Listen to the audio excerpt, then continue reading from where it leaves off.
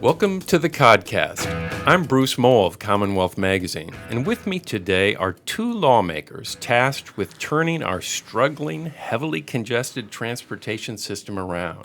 Representative William Straus of Mattapoisett and Senator Joseph Boncory of Winthrop are the co-chairs of the Legislature's Transportation Committee. Welcome, gentlemen. It's great to be here. Thanks for having us. I wanted to first get a big picture assessment from the two of you. You heard my introduction referring to a struggling transportation system, and you probably saw that poll that was released last week indicating voters aren't very happy with their commutes and aren't very optimistic about the situation improving in the future. Where do you two come down? How bad is it right now in your estimation? Senator, why don't you start off? Sure. I would say the transportation system in this Commonwealth is in a pretty bad state of disrepair. We have an MBTA system that's at a $7.5 billion state of good repair deficit. Our highways are about a $5 billion state of good repair deficit. And our local roads are at about $2 billion. That's a state of good repair deficit, meaning we need that money to infuse into that system to make those systems safe, reliable, and equitable and accessible. And, that's before we talk about expansion projects across this Commonwealth that are so well needed to open up new neighborhoods and lower the price of housing and do things of that nature. Representative, how about you? Well, yeah, I have to agree, obviously, and the public knows it as well or better than any of us sitting here, that probably the best you could say is the system functions, but clearly it doesn't function well for any number of reasons, and that applies to all the modes that we have, whether it's road or bus or any public transit system, including rail. And there are demands there, and frankly, even with the poll that you referenced, I have been amazed over the last couple of years at how patient and tolerant the public has been about this problem, and we just have to address it this session. Well, that's the interesting thing. Most of us just gripe about this problem, but the two of you can actually do something about it. So I wanted to sort of get a sense, if you had a laundry list of the three things you want to accomplish maybe this year or this session, what would they be? Well, I think at the top of the list is, and maybe they're equal, but first among first for me is a sound addition, call it taxes, whatever you want, addition of revenue that is dedicated into the Transportation Trust Fund so the public knows that if they're asked to provide more funds, however we do it, that it is required that it be spent on transportation. Second, near there is a sense of where those project priorities that my colleague referenced are going to be over the next 10, 20 years for our transportation system. Senator? Yeah, just three would be difficult. There's not, three things that just got us into this mess we're certainly dealing with today. But I'd agree with the representative. We need revenue and this infused into that system, and whether that revenue comes from taxes or user fees, we need it infused into the system. Secondly, I do represent the city of Boston, which is just ranked the worst congested city in America. So we need policies that can help us deal with the congestion in the city. And for me, the only policy that's proven to work across this country and in the world really is congestion pricing. And that's a legislative policy standpoint that I've championed in the legislature, and I hope to see through in this session. And on the issue of congestion, I'll just provide this personal anecdote. In the 1990s, it would probably take me about an hour and a quarter to drive 55 miles into the city. Today was as typical as ever. It's a 2.5-hour drive. It's nearly doubled. And some days it is doubled. And so I see that, and I think everyone out there who comes into the city for work or recreation, whatever, sees those issues. And it's not just the time. It's more and more of each day is crowded with the traffic jams coming in and going out. So you both say the system, however we describe that system, needs more money. And it does seem like the House and Senate leaders, of which you two are members of that leadership team, but the top leaders, the House Speaker and the Senate President, are both on board with that. What do you sense is the timetable on Beacon Hill for doing a revenue bill in regard to transportation? Is it this year? Is it next year? Or is it even further out? What do you see? My feeling is it has to be during this session. So by definition, that means the next year and a half or so. It has to happen because we need the identification of the revenue stream, whether that results in immediate projects or bonded projects. That has to be in place, I think, during the next year and a half, so we can identify those solutions. The actual date it happens, I don't know, but clearly I think any even casual reader of the news and commentary knows that the message is out there that for transportation, more money is needed. And that's on, if I could drag it into it, that's on a much earlier schedule than any of the separate discussions over ballot questions 2 or 4 years down the line. Senator, are you in agreement on that? I agree. I think within this session, we need to fully vet the proposals on Beacon Hill and the legislation on Beacon Hill that's currently pending, dealing with funding and new revenue streams for the Commonwealth's transportation system. Because we're talking about, education reform this year, healthcare reform this year. So that's going to take a lot. And I think, over the 2-year session, it'll give us an ample time to consider those. And it's going to take the legislature some true political courage. In 2 years, we also line up against an election season. So, it's tough to take those votes going into an election cycle. But I think, we're prepared to, and we understand we have to. So would that I hadn't thought of the political reality. Would that argue for doing it this year? Well, it would only if implicit in your question is that people have short memories. I think, look, you take the vote as soon as you can because it's needed substantively. I don't think the political calculation, if you call it that, really makes a difference. I think on the merits, the transportation case can be made, and the poll that we've been talking about really confirms what everyone knows. I think the public gets it, maybe even earlier than the elected people that work on their behalf. So I think there's a consensus that's developed, and so the difficult decision is, okay, fine, what are the actual taxes or fees that get imposed? And I've said this before, we end up with the least disliked choice. No one's going to like any of the solutions, so it's the one that people hate the least that I think we end up with. And do you have a sense of what that is yet? Well, for me, and what I've been saying to colleagues or publicly is it's hard to see the kind of revenue in the kinds of numbers, and we're talking hundreds of millions of dollars, that isn't built at least as a core component around some version of a gas tax change. Whether that goes at the retail level or the wholesale, it's still built into the price. So I see gas taxes by necessity being part of that because of it's an efficient tax in the sense that it collects daily. And just by reference, each penny on the gas tax is worth somewhere around $35 million a year in annual revenue. Senator, how about you?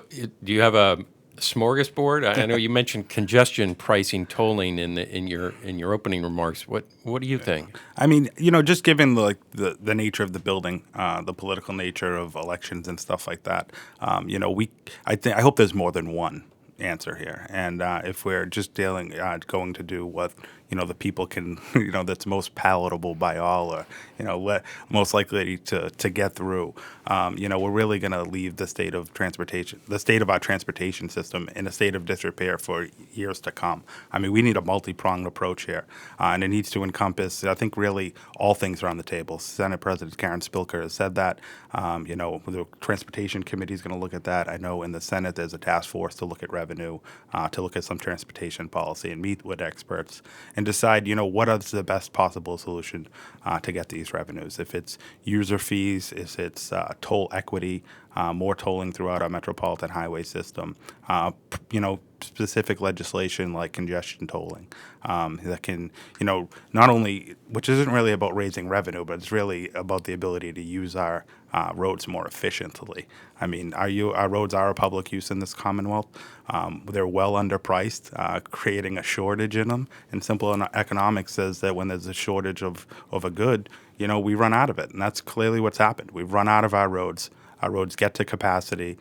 Each additional car on our roads makes the transit system, more dysfunctional. And, if we didn't price other public goods in our society, like water, there would be a shortage. If we didn't price electricity, there would be brownouts and blackouts everywhere. So I think by pricing our roads accordingly, we can, use our roads more efficiently in this Commonwealth. And I would add, as the senator talks about in terms of the economics and the issue on congestion pricing, I agree. I would use this analogy.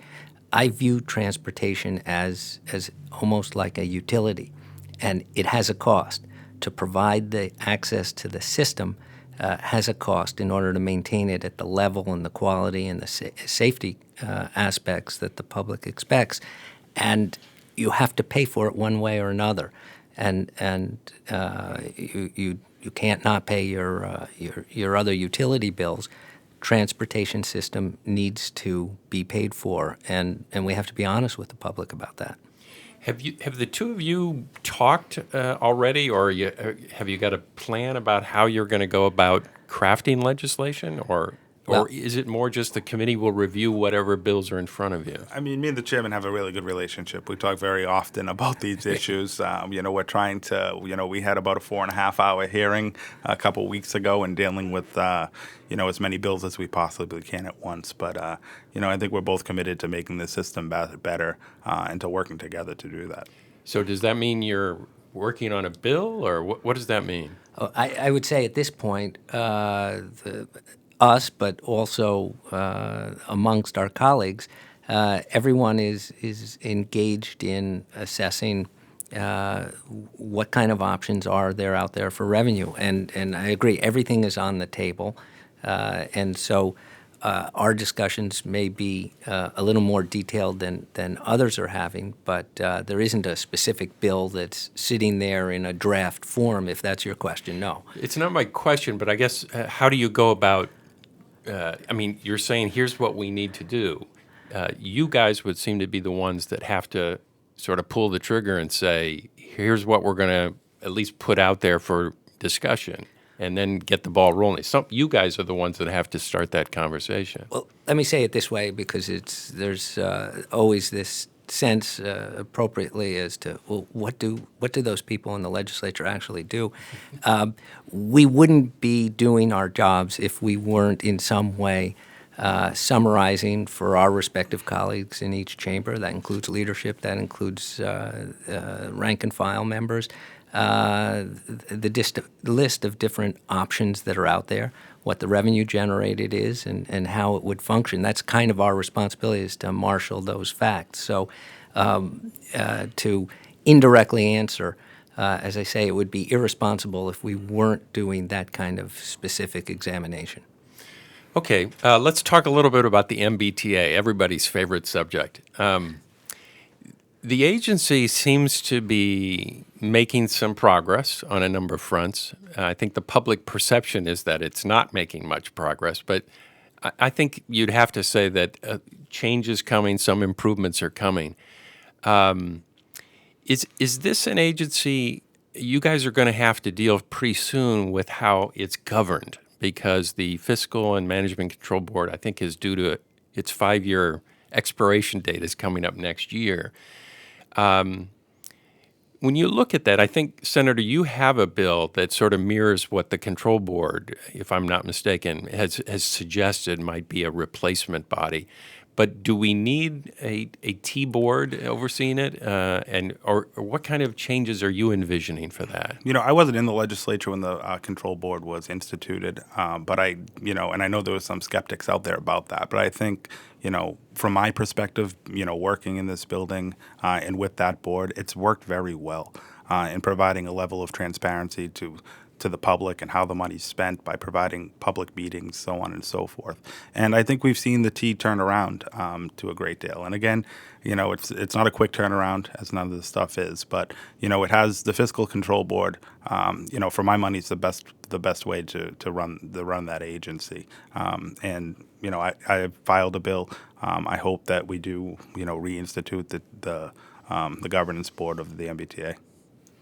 I would say I was one of those skeptics before the control board existed as to whether that was going to, in effect, interfere with the chain of command and the responsibility between the general manager of the T, the secretary, and then on up to the governor. But my view has evolved to the point where I'm happy that the control board is there, if for no other reason than on most Mondays, not only is the public and press there, but everyone gets to have explained in a public setting different things that are running on or going on with the T, and reams of information that were never really presented before. And I think that's also had an effect internally for the T and its operations to know that there is this regular outlet where their operations are being reviewed and discussed. So I've become much more of a fan of the control board kind of model. Do we have to call it the control board? I don't know, but there is a role there that I think I've learned to love. I tend to agree with you, but this is probably getting down in the weeds a little bit. But right now, the control board, all the members are appointed by the governor, and the Secretary of Transportation, Stephanie Pollack, sits in on most of the meetings. So she's an active participant, but she doesn't vote. There's been some talk about, we need some municipality participation on this board, or we need this group on the board. But do you think the governor needs to have all the control of all the members? And the other big issue, I think, they meet 3 out of 4 Mondays probably right now, and a lot of time is spent with between them and the staff handling these meetings. And there's a huge benefit, I think, for the public. But it is also a system that takes almost 1 day a week from the top management of the T to devote to this. Is that a wise use of time? Yeah, I think the Fiscal Control Board is, it's a professionalized board. The people on that board, have an idea about transportation, have an idea what's happening in the world, and I think to benefit the public, it's been a very transparent process. We just saw a couple weeks ago the Control Board, raised the fare on the T. They went through a very public process, and I think the public had a lot of say, in how that was going to be rolled out. And although there was a raise in the fare, I think due to public participation, there was also, a commitment not to raise the fare on buses and a 3-year moratorium before we see another fare increase. So I think, the governor has the appointments, and, we will just, collaborate on that and hear from many of the stakeholders. Municipalities are currently on the MBT's advisory board, and they have a voice, to decide, how what the board's going to look like. That'll take, probably the full course of the year in discussions with all the stakeholders. But I think the board's working, and I think it's, the board is established and they're making decisions in a very non-political way. I think the public does have a say, and, other experts from other fields are often called upon to testify in front of that board. So, I think it's working. I agree, and you packed a lot into your question as to who should make the appointments, and there's any number of models within Massachusetts and around the country of these kind of entities. You can look over at Massport, see how the terms are staggered. But in one way or another, the public, and I think this is right, ultimately holds our chief executive, the governor, responsible. So it's got to be a kind of mix where you appoint people who are given responsibility and you let them do their job. I did note from a distance, I think it was an educational process for the control board members this spring with regard to the question of raising the fares, that they had to, if they didn't before, they know it now. When they accepted those appointments to those positions, they were not appointed to be aloof, detached board of directors types. They were going to have to and be expected to make tough and difficult decisions. So I think they came around to that fact that they were going to be confronted with what is always raising prices is a difficult thing, but the professionalism at the staff level and what went into the information that was before them, I think brought them around to making a difficult decision, but nevertheless doing it. And there's been a discussion on the board. It sort of popped up at one of their meetings a month and a half, 2 months ago about weighing in on this revenue issue. And there was a lot of consternation, I think, about whether that's their role or whether they have any responsibility to do that. But they seem to be sort of inching in that direction. And I assume it'll probably be a letter to the legislature or a letter to the governor or something like that. Will that have much impact on Beacon Hill, do you think, as you go into this debate? Yeah, I mean, I think we have to listen to everybody. I mean, I think as the chairman was saying, the T realized and that board realized that those decisions are not easily made. They come with a lot of scrutiny. But I would say, I'd credit them and say they had the courage to do that. But we're working towards a transit system, hopefully in this Commonwealth that has the ability to move people and not just cars, and to raise the price of the T and fares on the T and do nothing about the price of driving is really counterintuitive. So I think it's on the legislature, and I take some of that responsibility, to have the same courage that the T board displayed, and to take some action and to take swifter action on raising the cost of driving and finding revenue sources to fund our system. For our listeners who may not be familiar with what you're referring to, they sort of said, we're raising the fares, but we shouldn't be doing this in isolation. And you're sort of saying you agree with that. I agree. I mean, raising the fares is the most regressive thing that we can do to our transit system. I mean, it affects the largest swath of our lowest income earners who are riding on that public transit system. So I think it's something we have to do in this session. And I agree. I remember being asked by different journalists at the time when the T-fare issue was being discussed. Well, okay, if fares should go up for the T, what about people who use the other components of the system, the people who might ride in by automobile? And I said, yes, that's right. They're part of the mix as well, and that's why I've said if helping to pay for the system includes changes in the gas tax or looking at the way tolling is done, whatever it's done, that has to be discussed. The people who depend on and take the T, whether it's on the bus or on the subways or on the commuter rail, shouldn't feel that they're being expected to shoulder the burden. That's not what I hear any of my colleagues saying. I think everyone knows you have to look across the board at the different ways you can fund the system for two purposes. One, to raise money to pay for the infrastructure and the staffing that's required, and the other that my colleague suggested is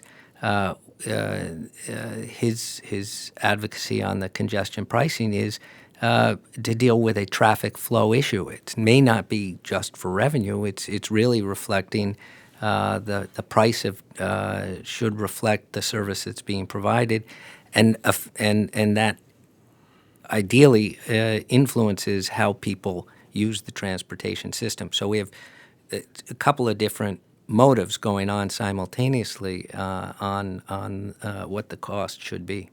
So one last question about the T, and it sort of relates back to the revenue issue.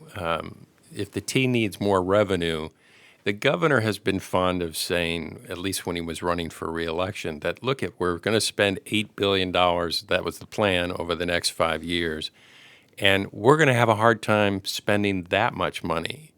So does it make much sense to throw I shouldn't be using the word throw, to put more money into the T when it's having trouble doing what it's supposed to be doing now? And that's a subtle question, but it seems to be a big one because the capacity of the T to do all these projects that they're trying to do, plus improve the existing product, it's a big task. It's a monumental task, really. Is money, because this will be an issue for the governor, I think, to struggle with, is more money the answer? I think planning, out over the next, few years and few decades is important. And I think, money is the answer. I think our money, where although MassDOT and maybe the MBTA, can't spend for the capital projects they have now, part of the system is the staff of those two agencies and ensuring that those two agencies have the adequate amount of money to hire engineers and planners who can complete these projects. So I think that, more money over the long term is going to get us our transit system where it needs to be. And I think we see, when a few years ago, I guess, when we raised the gas tax in the legislature only 3 cents. It was a little short-sighted to not do it, be a little bolder on that, because, we're seeing a system now that's failing because of a lack of investment back then. So I think it's crucial and incumbent on us to make the investment now, to put the policies in place now, to ensure that future generations will have adequate money for the transit system. And I would say, to your point of however the governor has actually phrased it, and the secretary, I believe, has said pretty much the same theme. We're spending all we have the ability to spend now, so we're not asking for more. If that's a way of saying, I need more staff resources, tell us that, and we'll address it in that way, because as everyone knows, there's no shortage, either on the road side or the T side, of the projects that need to be done. And I would point out that a pretty much in the weeds assessment of the road and bridge system that the administration had to and did publish in December acknowledges within the report, long before the ABC study that people have talked about in terms of capital needs, at our current spending rate on roads and bridges, we actually will not even stay at the same level. The road and bridge system will degrade at our current spending level, and that's in the administration's own documents. So I know the Secretary is well aware of that footnote because she probably oversaw its inclusion in the report. And so if the administration is in documents telling us that we're not spending enough just to stay where we are on roads and bridges, if we need capacity as well as money, I mean staff and engineering capacity, then we'll have to deal with that too in order to get these projects done and get the state of good repair up to where it should be. And one last question. One of the big new phenomena in transportation right now are the ride-hailing apps, Uber and Lyft. They've become a central part of the way people get around here in the Boston area, primarily in the Boston-Cambridge area. Massport, which runs the airport, is struggling with what to do with an avalanche of cars from Uber and Lyft coming into their to their terminal area, and they're struggling with how to deal with it. Is this on the radar screen of the two of you, and how you want to approach this debate about transportation and transportation revenues? You're smiling at each other. Well, it's his district. Yeah, I do represent the airport. I would say that within the authority of the TNC bill, Transportation Network Company bill that Uber and Lyft fall in, the legislature did give express authority to Massport to manage that situation there, and they're the only agency that has the ability to raise fees and do things like that beyond the legislature doing that. And I think that's what Massport's doing. In the last 3 years in East Boston, around the airport, we've seen the worst congestion we've ever seen in the city's history. And TNCs are not all to blame, but take for example the Sumner Tunnel project. The Sumner Tunnel, at the mouth of the Sumner Tunnel, MassDOT has removed the toll gantries, and we've seen an incredible amount of traffic right there at that spot. MassDOT, when I got into the legislature 3 years ago, they came to me and told me that, the growth or volume of traffic would grow over 3 years, 2.5% at the mouth of the tunnel. Looking back 3 years, their numbers now, after they've measured exactly the amount of cars going through that tunnel, has actually been 47% growth. So think of that. Over 3 years, we've seen 50% growth of volume through that tunnel. So it's creating a big problem. And TNC is a part of that. So too is the growth of, development in that neighborhood and growth on the North Shore, and really a good economy where everyone's driving. But, to say that some of that's not at the airport, I mean, we have 12 million Uber and Lyft rides a year to that airport.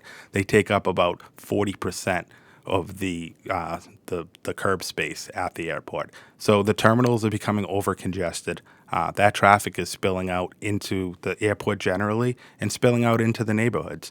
And my constituents in East Boston are dealing with that every day, not just in a traffic way of life, but in a quality way of life and what they're breathing in and, from the greenhouse gas emissions emitting from the extra congestion. But I guess my question, Senator, was Massport is attempting to deal with that at the airport. Are you guys looking at it as you said, the legislature has authority to deal with this issue in a broader sense, not just at the airport? Are you thinking about that? I think we are. I think, everything's on the table, like we said before.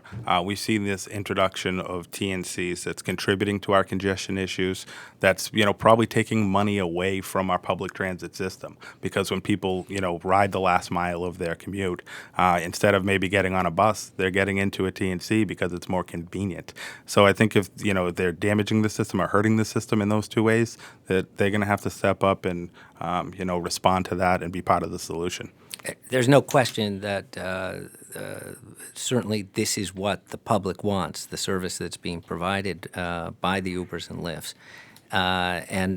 But what it's done in terms of congestion, anecdotally, is you quiz people who are the drivers or look at the license plates, actually a significant portion of the people who commute into the city now, so they've added to just getting in rush hour, are people who come to work each day. But where do they come to work? They come to work to populate the roadways throughout the day. They don't put the car away somewhere and you have this, call it a lull if that is even remotely appropriate. So that system has generated, probably caught everybody by surprise. Anyone who says they saw it coming, I would doubt it. And so, yes, the airport's, the Massport's trying to address it. I think they're, myself, overly optimistic in the plan that they've got, that how much it will reduce the congestion. I think people will still find other ways to get themselves that convenience of the immediate drop-off or the immediate access to hailing a ride. So I'm not as optimistic that they are that they'll have a major congestion impact. I'm not happy to say that, but that's my read on their plan.